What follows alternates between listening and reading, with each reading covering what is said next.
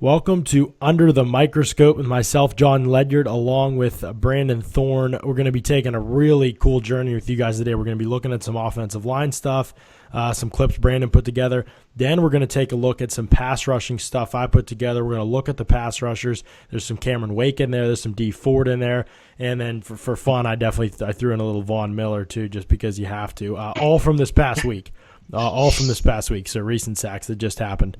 Some really impressive stuff, but we're going to talk about what the pass rushers did, and Brandon will talk a little bit about what the offensive linemen could have done better, or what was incorrect about their stance or set, or things like that could have maybe helped them in different scenarios. So we'll start with the offensive line. Brandon, you got some Marpet up here for us, and I'm excited to look at him because there's a lot of talk about him coming out. You know, small school guy, he got drafted pretty high, but you haven't heard a lot since then, probably because he's in Tampa Bay.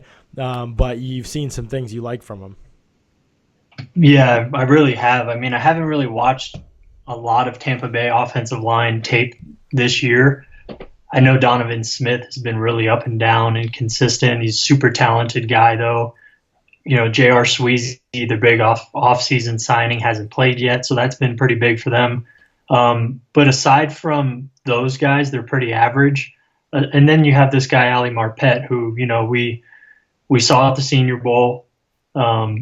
You know, he was a Division III guy, and the Bucs drafted him, you know, on I believe the second day of the draft. So it was a bold move by GM Jason Licht, and you know, he's got a lot of flack lately for like the Aguayo pick and stuff, but I just don't think he's gotten enough credit for this Marpet pick because he's only in his second year and coming over from D3. He's a really good player, man, and I think he's going to be even better. I mean, he has really good athleticism for the position, good balance, short area quickness, coordination. I mean, he's just one of the upper echelon athletes at the position in the NFL, first of all, and he's just kind of learning the nuances more and more as the season goes on. So this is a good matchup right here to watch. This is just from the other week. Last week against the Falcons, he's going up against Grady Jarrett a lot. So we're going to kind of see how fluid he is on this play right here and just kind of throughout. And, you know, we'll take a look and break it down.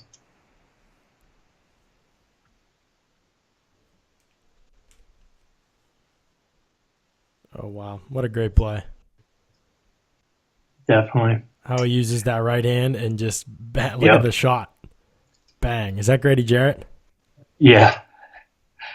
That's nice, man. Whew. I mean, the hand vicious usage, you know, it's vicious. That's a perfect word. I mean, his leverage is outstanding right here. He's turning and running him, but that hand placement right there underneath that shoulder pad, I mean, he knocks Grady Jarrett back pretty significantly and opens up that hole for the runner. Wow. Great play. Yeah, that could be a block of the year candidate from ones I've seen. That's awesome. Yeah, I've added it to the playlist. I love the way when he hit him with that punch, you could see his hips straighten out, like those hips popped kind of into the block. You could see he's a little more upright there. You know, he's low, and then boom, when he hits him, his back kind of locks out for a second, and he's just like running him, just to get that ultimate force behind that. You know, not only you shooting your hand, but your hips are coming behind you with it and locking out. Exactly. That speaks to his coordination to be able to marry those hips and elbows and to be able to extend simultaneously like that is, you know, it's really impressive, especially against competition. Right. Yeah. So, I mean, he's just very smooth. I mean, this is just, you know, a combo block between him and the right tackle, and just everything about his feet are perfect. And he just does a nice job overtaking here. I mean, they blow that defensive lineman back almost 5 yards. Mm-hmm. He overtakes. You know, it's pretty. You know, it may not get a lot of – it's not so flashy, I guess, but it's definitely a very nice play. I love how he takes that right foot as he's stepping towards him, and he steps into his space, so he's got a nice solid base when he makes contact. It's step and then hands, boom, right there, following it. A lot of guys will reach with their hands before they get set with their feet, I think. And that's one of the things that Martin noticing already he does really well, I think, is move his feet to contact and then have his hands, like you said, marry those movements together. Exactly. Kind of, I don't know who you would remind me of. I've been trying to think about it. He's one of the more athletic guys, I think, though. And I don't even know if he really was all that great at the combine and all that. I don't remember. He could have been, but on field wise, he's a great athlete. And I think that's kind of what stands out. Right. This play I love because he's going against Grady Jarrett. Grady Jarrett makes a nice play to counter this, but Marpet sticks with it, and he does just enough to spring the runner. And you'll see that. I mean, Grady, tries to beat him inside and undercut him, and watch his left hand. I mean, he just does just enough, man. And just to stay in control when you get knocked off balance like this, right. Being uncomfortable for a young offensive lineman is so detrimental to their production on a given play, typically because they panic, because they just haven't had enough reps to really be comfortable, no matter what the defense throws at them. So for him to get uncomfortable, I love to see that. I want to see a guy get uncomfortable because then I want to see how he reacts. And he just sticks with it there, and it's just a really nice block, man. Nice play by the running back too. The jump cut was sweet. Yeah. Yeah. So just another little thing that I like. I like seeing him stay calm in the face of adversity like that. This right here, just his athleticism is really on display here. And the runner bounces it outside, and that's fine. I mean, it makes Marpet look kind of out of position here, but he's not.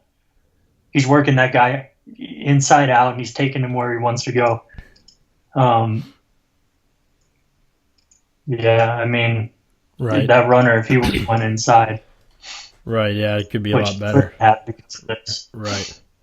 I mean, this stuff back here behind Marpet isn't even his responsibility. Right, so yeah. you can't I think really Donovan Smith may have missed that cutoff block on the backside linebacker. He did.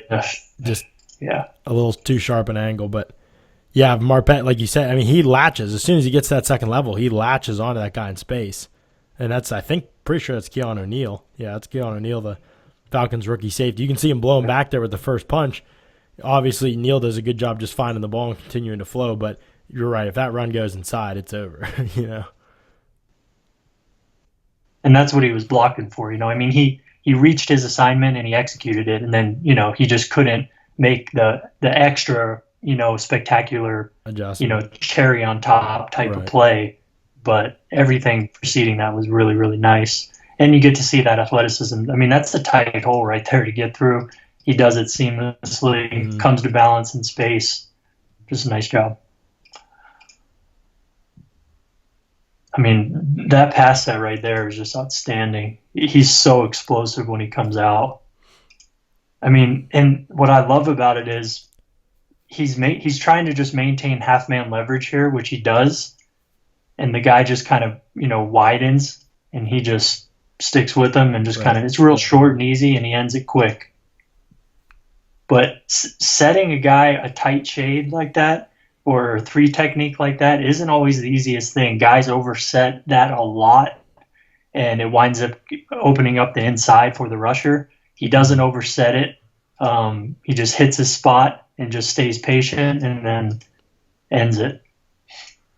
So it's nice. Right. That punch, too, you could see he knocked him back with that punch once he got into position. Right. You continually see the pop in his hands as well. He's coming really compact, and he has a good strike, but I think that's really because of his feet. He's always in a good position. Another key block. Man. Nice job just staying. That angle is perfect. He stayed really tight, working off that double. Mm-hmm. Works him inside out. Easy. Yeah, and the key block there too, and it's such a good one because the second level on a linebacker like Devondre Campbell, who's, if nothing else, very athletic, you have to be able to match that as he kind of flows to that gap, and he's away from you, obviously. So he's moving off the snap, you're moving off the snap. He's basically at up on you to start, but now you've got to reach that play side shoulder, and if you can't, run him and run him and run him and stay on him, and he does that. Can't reach the play side shoulder, that's fine, no big deal. We'll play the backside shoulder and we run him right past the gap. But you have to stay on him, and that's the key. We talked about that the other day with somebody, Kalichi Osemele, I think we talked about it, was moving your feet when you're latched on, and being able to stay on blocks. And that's so hard to do against it's hard to do against defensive linemen in today's NFL. But linebackers in space, trying to shoot a gap on you, trying to flow up hard into that gap, and then to be able to stay on that, that's just, like you said, you can see so clearly, man, he's athletic and he's coordinated, and he can be able to match guys in space like that. It's a huge asset for him. And the Bucs don't, I don't think they have the best offensive line as a whole, but he's certainly the brightest spot, I think. Yeah, without a doubt. Hopefully Donovan Smith can kind of play a little harder. But aside from that, yeah, I think those two, could be a nice foundation to kind of build from. Right. I mean, my goodness. That's dangerous. I mean, if you're gonna set a guy and jump on him like that instantaneously, I mean, you better have a great base, good hand placement, and be able to mirror the guy. Look at his base. And his hand placement is standing. His base and his hand placement. I mean, that guy, his chest is gone. He has no way of separating from that. I mean, grip strength's on display there, hand placement, hand usage, strike timing. And the way, as soon as that guy knows, he tries, was it an arm over there he tries? I think he tries to hit him with an arm over, a swim or something right there. And doesn't he, I mean, just right with his feet, stays right with him. Yep. When you jump like that, you have the tendency, when you jump at a guy like that, you have the tendency to kind of lean into it maybe a little bit because you want to win that first contact so bad. And he does it, but he keeps, look at how flat his back is. I mean, boom. Right. And look how flat his back is. He's not bending at all. And that allows him to just be so nimble on his toes. That's gorgeous. So much space to get beat in, and he doesn't at all.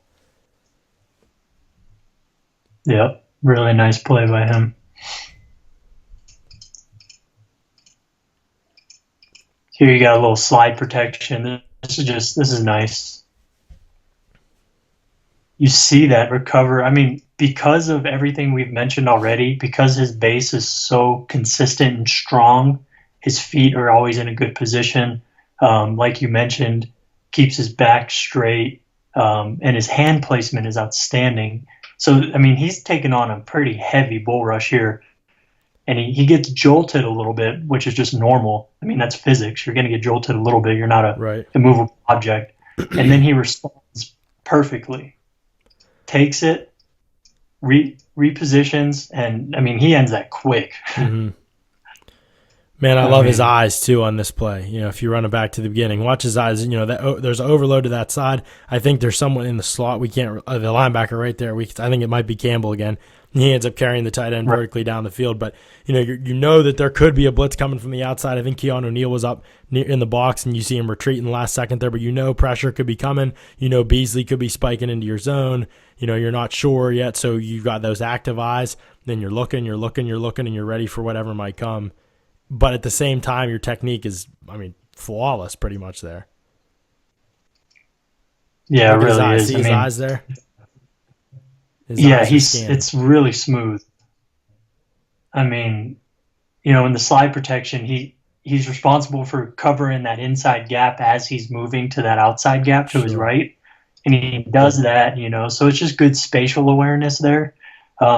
Really nice, because a lot of guys, they can get a little too close to the right tackle or a little too close to the center here. He has really good spatial awareness here, uses that inside hand kind of as a lever, and then he is eyeing the outside. So he's doing a lot of things simultaneously right here. And then, like as we mentioned, he just takes this on really, really nicely. And because he ends it so quick, Winston has a pocket still. If he didn't end that quick, that guy's in his lap. Right. So just, a lot going on there that's notable, I think. Yeah.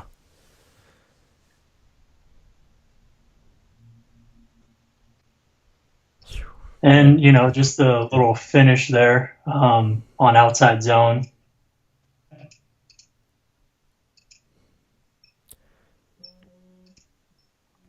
That's awesome. That's big time stuff right there. Yeah, it really is. I mean, he doesn't win, that edge right away. He runs laterally with him, which is nice. So he gives the runner something to cut off of. Mm-hmm. And then at the last second, he eventually wins it completely, gets his hips around, and by that time the defender is off balance trying to pursue the runner, and he just finishes him. It's really similar to what Grady Jarrett tried to do almost. You try and, you're flowing with him, and you try and go backside on him almost real quick to make a stop. And this time Marpet's even more controlled and ready for it, whereas last time he hung on with that hand. This time he's able to redirect with him, almost like he learned from last time, and then just bury him. Right. Definitely improved from the previous one we highlighted. Right. Just because his grip strength there, and just his hand placement, hand usage, is all really on point. And of course, his base is strong, and right. Just a good understanding and application of leverage there. And just nice job. So yeah, I just wanted to highlight Marpet just because I thought he had a standout game, and the Bucks overall didn't look good. So of course, nobody's really going to be talking about the right guard's performance in a game like that. Except for you. Yeah, dude. I mean, this is notable stuff. I mean, these are guys playing their position at a high level, and nobody would even have any clue. And I just wanted to show just that one player and just a few plays just to kind of give people some insight on, especially Tampa fans and Marpet fans. Like all is not lost. On the offensive line with this team. Right. Exactly, and that's critical, I think, because that hasn't been one of the better lines in the league for sure this year. But to know that they've got at least something to build around in Marpet, I think, is pretty key. And man, I'm glad you picked him because I had kind of been wondering, and I just haven't watched him since he's been really in the league, and so I was kind of wondering, how's he doing there? What's his strengths, what his weaknesses, how is he progressing? Because I knew he was a good athlete, and I knew he was a little bit undersized. How the NFL thinks of it, but right. Also there are significant strengths there too that I really was excited to see whether he could build off of. So that's awesome to see that technically he's come as far as he has. Yeah, definitely. I think it's looking like one of the better draft picks of the last couple of years, considering where he came from, where he won the draft, and how good he is already. Exactly. That's key. So here we got some pass rushers, and we'll start with Cameron Wake. No one is talking about it, but Cameron Wake is having an incredible season. He doesn't play as many snaps, and I think that may be why. I think he's actually under 200 snaps for the season for Miami, but I'm right now I'm in the midst of a project. Actually, I'm almost finished with it, where I'm breaking up sacks into high-quality sacks, low-quality sacks, and clean-up or coverage sacks for edges. So basically what that consists of is high-quality sacks or 1v1 wins where a defensive end or an outside linebacker, just for edges, 3-4 outside linebacker, 4-3 defensive end, where they use a certain skill or athleticism or trade, whatever it might be, their prowess to defeat a block one-on-one, typically against an offensive lineman. There have been a couple instances where it was against tight end, but really that is far less prevalent than I thought it would be, which was nice actually when grading them. It made it easier. So high-quality sacks, and I don't differentiate too much. That's basically what high-quality sacks are.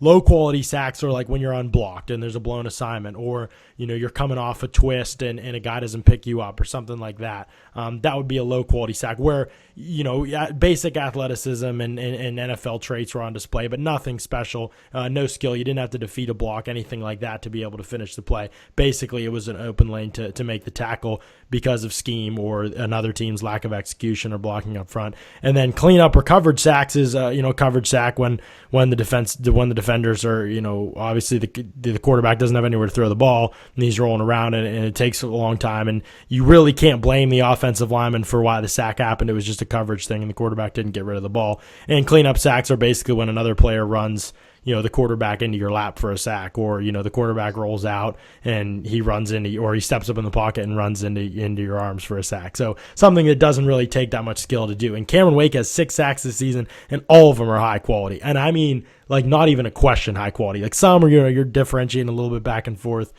Cameron Wake has been unbelievable, and it's because of his ability to play this wide 9 spot, getting his little 4-point stance. All his sacks have come in a wide 9 and a 4-point stance off the edge, and he's just been killing it. He's too explosive, even at 35 years old, I think, coming off a torn Achilles. He's too explosive for basically every right tackle he's faced this season, and it's led to plays like the one you're going to see here. No, the Jets might regret taking Forte out of the backfield there.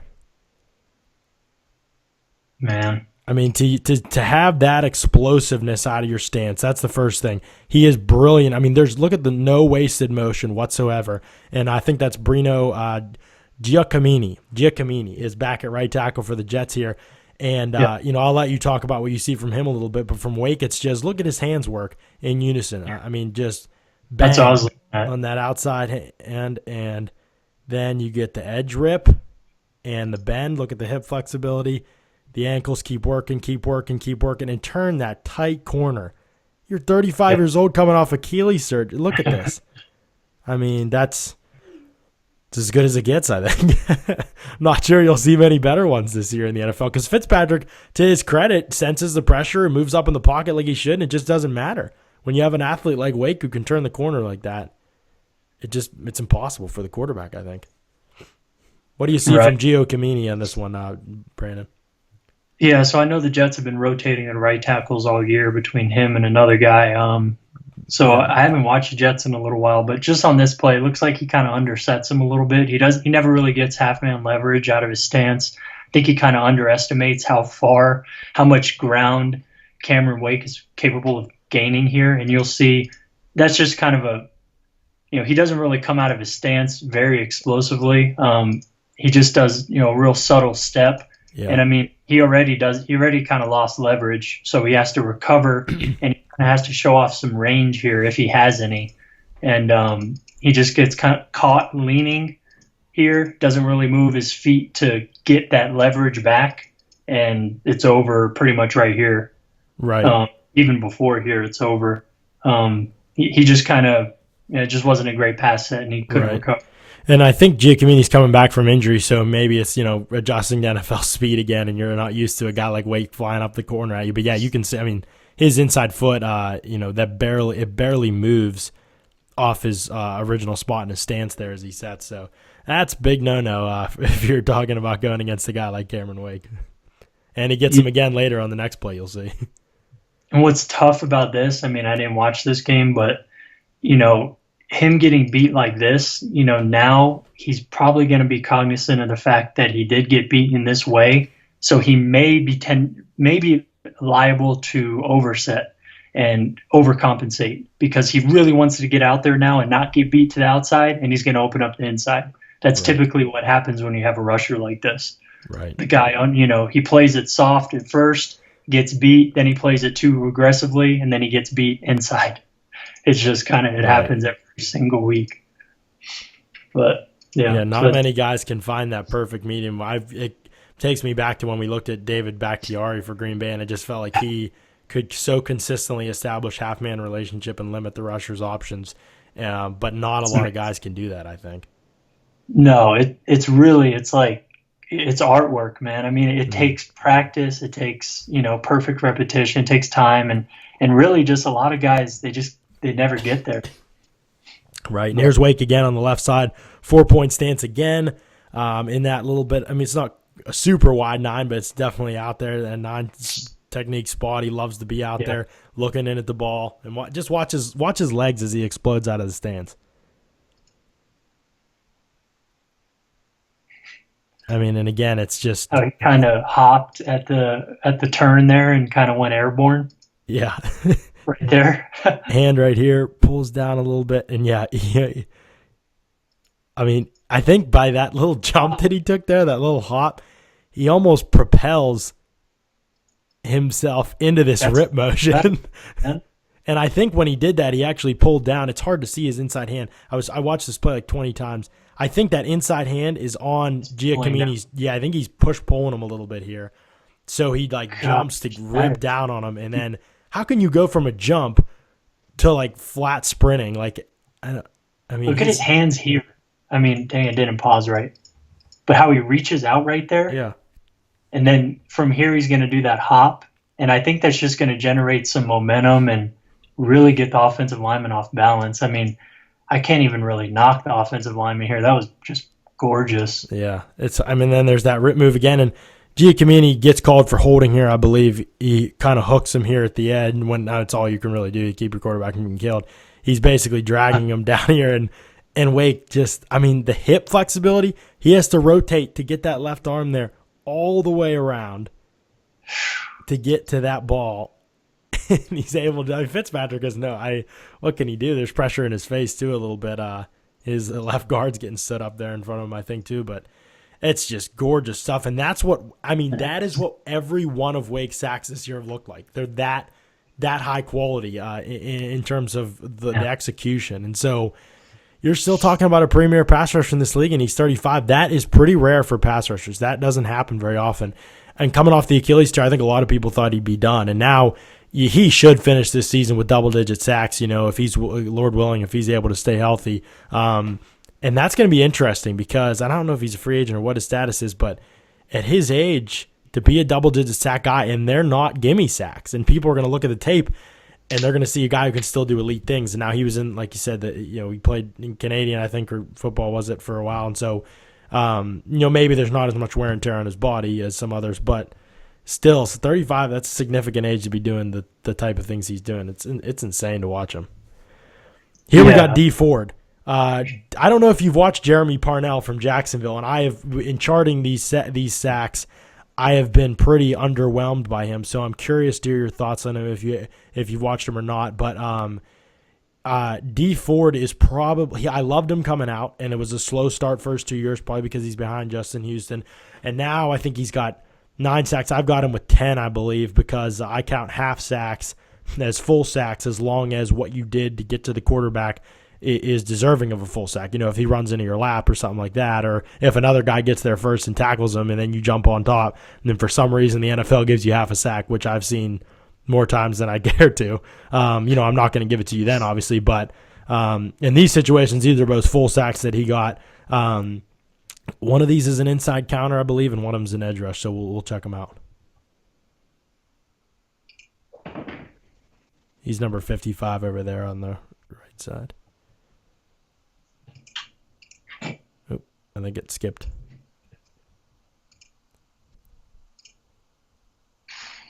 Hold on. I don't know what's going on. Let me try it.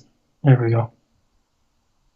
So knock down the hands, bend the edge, and get to Bortles. And again, that's probably the most improved spot for D Ford is his hand fighting at the top of the arc. Before in college, it was just blow out of your stance. He's got one of the best first steps in the league. It was the same way in college.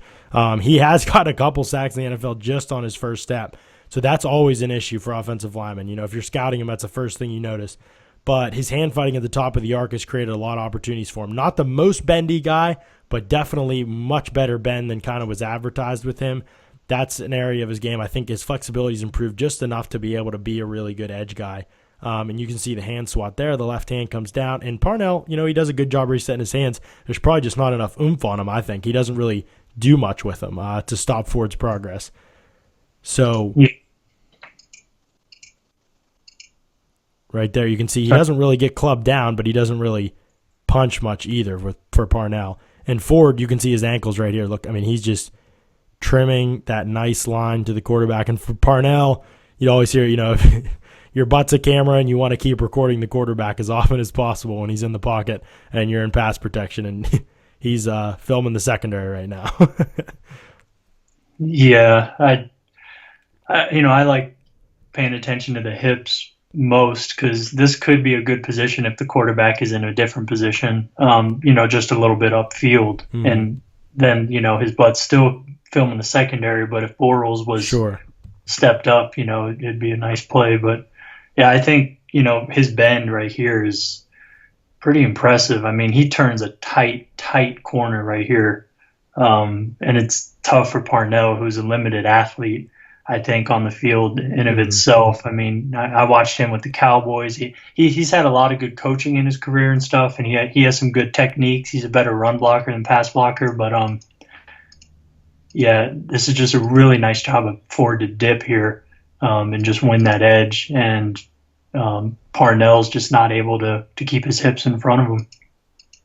Yeah, and that's one of the biggest things, like I said, that's improved with Ford, I just feel like, is that his ability to get low, even just bend a little bit at the knees here and just be able to get underneath punches and clear hands more consistently. Because in college, a lot of time he would speed and he would just flat out beat you off the snap, or he would get run up field a lot. And so he couldn't trim this line really well.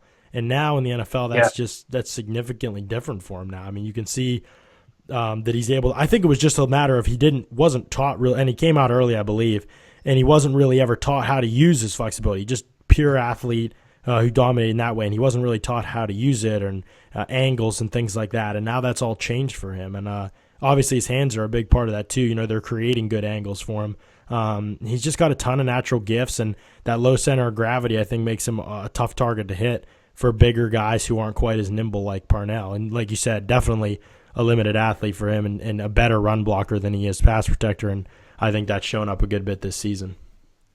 Yeah, and the more I look at this play, the more I also kind of want to knock his mental processing, Parnell, that is, just because, and not really knock it so much as more so give credit to Ford here, because I think the key part of this is right before contact, he's going to speed up tremendously quick. I mean, his burst right here is outstanding, and Parnell simply does not expect it. So he's in a pretty good position, but there's just a little right hesitation there.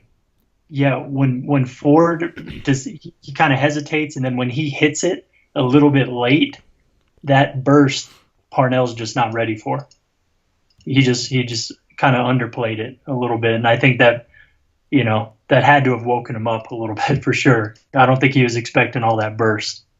Right, exactly. Yeah, and that's the thing with Ford, is he can play at those different speeds. You'll see it right here. Here he is outside Parnell as that left outside linebacker on the defensive side standing up. And you'll see, watch how quick his feet are here with this stutter step to get inside of him.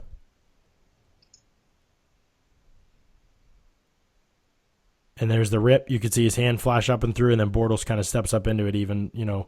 So Parnell it's hard to knock him completely because he does recover decently here, I think. But again, man, Ford's cat-like quickness. I mean, that dude's like a running back out there. I mean, yeah. He comes out nice, but right here, this burst, this plant in the ground right there with that outside foot, yeah, and then that explosion to the inside. I mean, that's tough, man. Right. And because Bortles stepped up, he got a sack, or else that wouldn't have been a sack.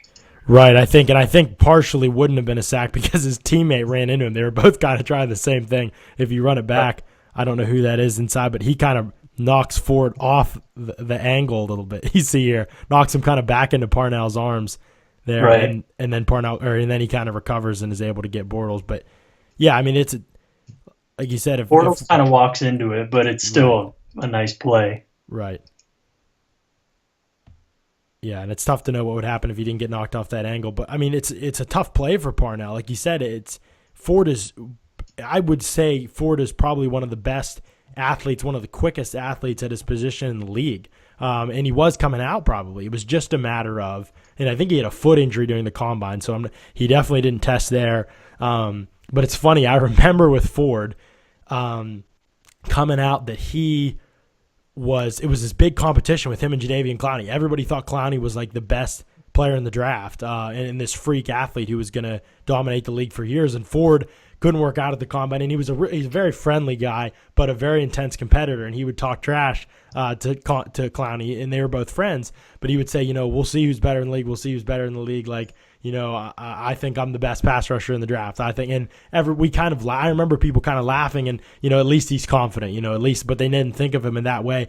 And now Ford has 10 sacks, and and Clowney has, I think, 1 high-quality sack on the season, and Ford's last 5 sacks, and I think 7 of his 10 on the year have been high quality. And there's just not even a comparison between them as a pass rushers. Clowney's a great run defender, maybe even a little better than Ford in that way, but they're just not even in the same conversation as pass rushers right now. So it's interesting to see that, and I don't think many people remember that. And if I write on Ford again at the end of the year, I think I'm going to include some anecdotes on that if I can find some quotes from the things he said that day, because he's worked very hard to get to the point where he's at, where now he's finally getting an opportunity with Houston hurt to prove that he is the premier pass rusher from that draft. Obviously, Khalil Mack in there as well, but yeah, just so fun to see from him that progress has happened, and I think now this season he's one of the best sack artists in the league right now.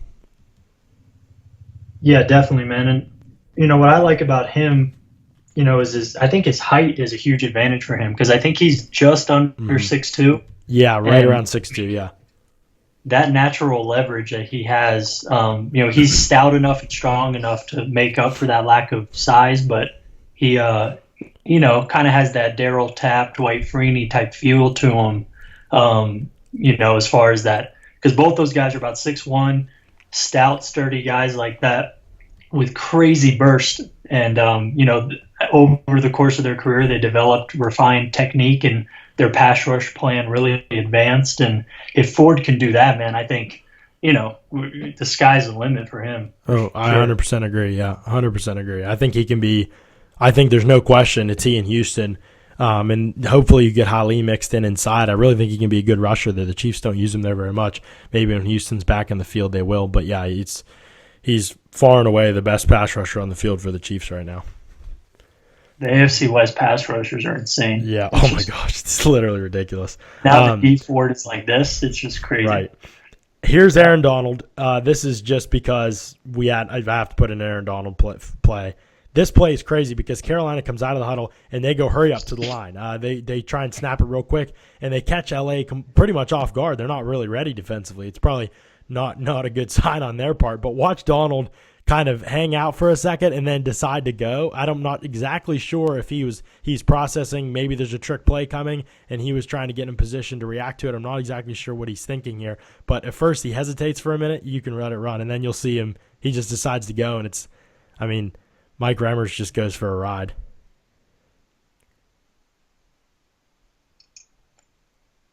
Maybe run it back there for a second. There we go. Run it back just a little bit more.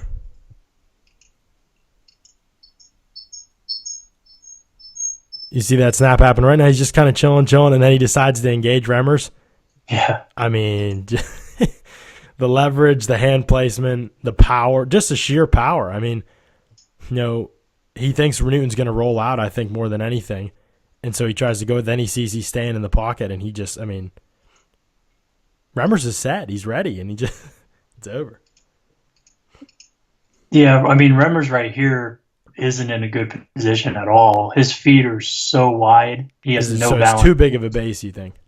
Yeah, he's stretched. He's stretched out too much, and his feet are even pretty much. His left foot might be a little bit back, but for the most part, he's even. And if you don't create that diagonal foot placement, so you can actually have some power, have balance to combat power. You're not going to combat any power when your feet are straight apart like that. I think, and to his credit, I think he's not. I don't know if he's expecting Donald to come here, because it looked like Donald was almost going to drop into coverage the way he started the play, and then all of a sudden he's under attack, and so right. Obviously you need to be sharp with your technique, but I think he was caught by surprise, and I think it's just a fun clip because Donald, you can just see. As soon as he decides to go, it's just over. He's just overwhelming. Yeah, he is. It's almost like nobody was there. Right. Yeah. I'm not going to fault Remmers too much. I'm just saying what I think went wrong, but for him to be aware of that, and, that would have been an exceptional play. So but Donald, like you said, when he makes a decision and he wins leverage, he can make guys look silly. Yeah, and then tackle Newton and the offensive lineman basically together. Now, last play, we just got Von Miller. I just want to show this because this this is something, and now I've scouted every edge in the league this year. So everybody who's played, I haven't gotten to see Justin Houston this season. Obviously, I've watched a ton of them in the past. And Ziggy Ansah's been hurt and hasn't had any sacks. So those are the two guys that I'm really wishing I could see that I haven't been able to watch. And Robert Quinn has been pretty limited too. He's been out a while with injuries. So those are the three premier guys I haven't gotten to see a ton of. But based on everybody else I've seen, no one in the league has been even in the same realm as Von Miller except for DeMarcus Ware. Those are the only two guys I would put in that car. And there's other guys with terrific bend, but I don't know anyone who can move, who can bend at the ankles, at the hips, at the knees like these two can. And you'll see it here with Vaughn. It just is really difficult for Austin Howard. I don't know what he's supposed to do here because this is just almost impossible to stop, I think. Yeah, dude, I'm glad you put Von Miller in here. Hand swat. I mean, look at how low he is to the ground. It's really not very fair. He's a little over 6'2", I think. And just boom. And it's just not fair. There's no even if Howard doesn't get knocked off balance a little bit by Vaughn's hand there, I'm still not sure there's enough. There's not enough surface area to contact. Yeah, I really wish I could see Howard's foot a little bit. I could see it there. It looks like he false steps for sure, and if you false step against Vaughn, it's over. You false step with that outside foot. He undersets. Right. Watch how shallow that. So he already stepped. This is his second step there. Right. So looks like his first step was almost backing in instead of. Yep. Yeah. Look at his body right there. I mean, right. He's off balance. He doesn't look good. He's standing straight up. I mean, there you have no chance. That's a lack of mobility, big time on Howard's part, and that's kind of his issue. That rears itself a lot. We compared he just can't match that leverage. Yeah, last time I think we compared him to Doug Free for the Cowboys, and a really good offensive lineman who both play right tackle, and both are decent players in ways, but probably are the weak links in their line, and so they catch a lot of flack from their fan bases, I think. And yeah, I think probably a little better than Howard, I think. Yeah, I think 100% he's better. But yeah, that man, when you have a player like Vaughn, he could.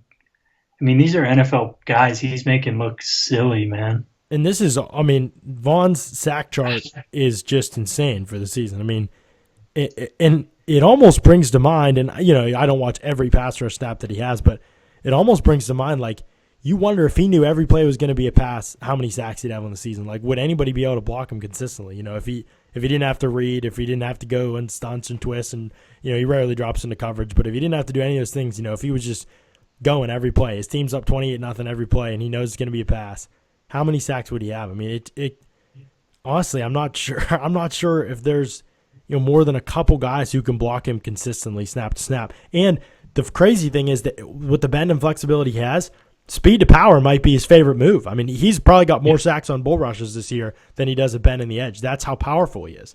And guys always think he's going to beat him with speed. So his ability to beat him with power, it's just, I don't know how you prepare to block somebody like him because he offers so much. I just don't think on a pure talent level, there's other guys that have the same technique and better power maybe here and there, but I just don't know on a full all-around talent level as a pure pass rusher that there's anybody in the league better than Vaughn. I just don't think there is. No, I don't think there's any question he's the best pass rusher in the league, and he has been for a while, but yeah, dude. If the Broncos offense can actually score some points and they can unleash Von Miller, oh man, because when this defense plays with the lead, that's when they're at their best, man, and they're just doing it. So for him to still be productive is, it speaks to how good he really is. Right. I think over the last season and a half now, Vaughn has the most fourth quarter sacks of any player in the league. I'm not positive, but I think that I saw that stat somewhere because. Most of those Cowboys teams playing with a lead, and he knows he can tee off, and that's what I just wonder if that were the case all the time, and he knew he could tee off. This was a 3rd and goal situation from like 7 yards out, 9 yards out, something like that. He knows it's going to be a pass, and I just wonder how many guys are there that could block him right now. So Yeah, interesting stuff, fun stuff. I enjoyed, hearing your comments on O-line and looking at the pass rushers and stuff too. And Ali Marpet, that's great stuff. And so we'll throw this up on Inside the Pylon for you guys. Have you guys check it out. Let us know what you think as always. Let us know if you like it, and we'll continue to bring high quality stuff to you guys each and every week as long as we can. Maybe look at some more plays like this, and highlight a couple more offensive linemen next week for you guys. So for another Microscope, thank you guys so much for listening. Really appreciate it.